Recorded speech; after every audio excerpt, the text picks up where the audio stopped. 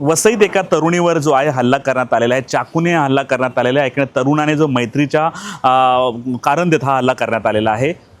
पोलिसांनी दिलेल्या माहितीनुसार ही घटना 13 मे 2026 रोजी सायंकाळी 5:15च्या सुमारास घडली आहे। वसई किल्ला परिसरात दामोदर रोड येथे ही घटना घडली आणि पीडित तरुणी जी आहे ही 21 वर्षाची आहे आणि हिच्यावर सचिन डॉमिनिक बला हा 23 वर्षाचा तरुण राहणारा पाचूबंदर इथे राहतो। त्याने चाकूने गळ्यावर सपासप वार केलेले आहेत।